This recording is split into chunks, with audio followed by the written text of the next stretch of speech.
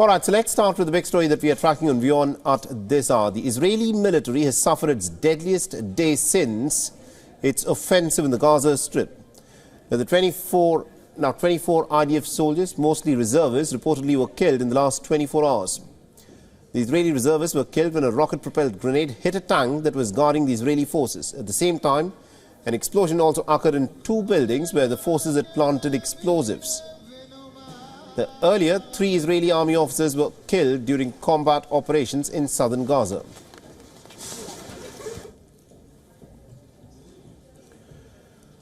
The Defence Minister Yoav Gallant has called the loss of troops as a heavy blow, as Prime Minister Netanyahu has said that the operation will continue until Israel's absolute victory.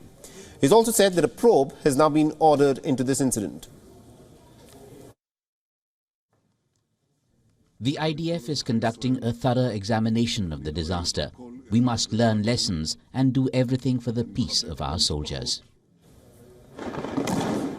On the negotiation front, it is now being reported that Israel has laid a 2-month ceasefire proposal for Hamas. Under this proposal, Israel will allow senior Hamas leaders to leave the Gaza Strip as part of a prospective hostage deal.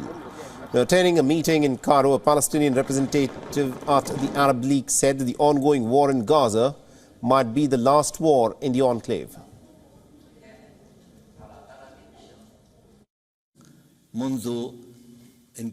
This Israeli genocide in Gaza is different from every past aggression because it might be the last war. Israel has released all the evil, cruelty, racism and brute force it has to try to defeat the Palestinian people once and for all. You can only defeat an indigenous people by reducing them on the land or pushing them out. This aggression is Israel's last chance that will only be defeated through the perseverance of the Palestinian people in this horrific, surreal scene of pure evil and silence, betrayal and fragmentation. So as the Israeli forces continue to advance in southern part of Gaza, the doctors at Khan Yunis's Nasser Medical Complex have said that they are struggling to tend to patients as the hospital is on the brink of collapse. I'm telling you that the hospital is on the brink of collapse, or almost collapsed. We have all collapsed. The hospital is almost falling short when it comes to medical staff and supplies. Nothing is reaching us. There is nothing in the hospital to treat the patients with. No painkillers, no anesthesia, or any medical resources. Almost 25,000 people, that is Palestinians, have been killed in the Gaza Strip since the 7th of October. 195 Palestinians have been killed in just the last 24 hours. Now, the White House has said that Israel has an obligation under international law to protect the innocent people in the Gaza Strip as much as possible. We don't want to see hospitals as war zones. We don't want to see hospitals as battlefields. They should be as protected as possible. That said, we know that Hamas deliberately uses places like hospitals to store weapons, house their fighters, even to some degree for command and control. Meanwhile, Israeli soldiers along the border with Gaza fired artillery as army vehicles advanced deep into western Khan Yunis. And according to the Palestinian health officials, the Israeli forces stormed one hospital and then put another under siege on Monday, cutting the wounded off from trauma care.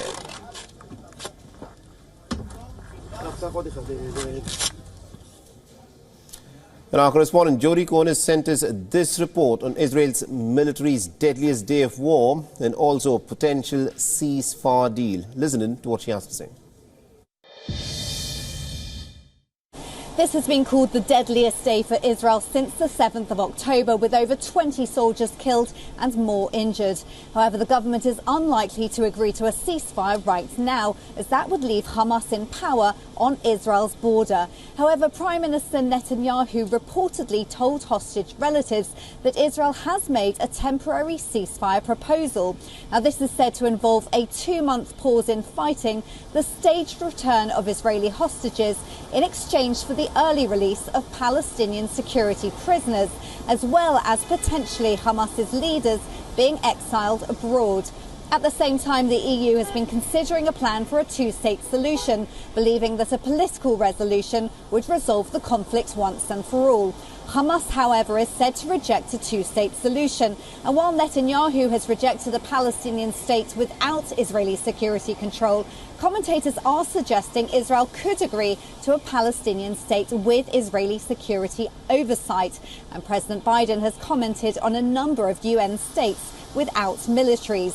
It remains to be seen how both these ideas are received. This is Jodie Cohen for WION World as One. WION is now available in your country. Download the app now and get all the news on the move.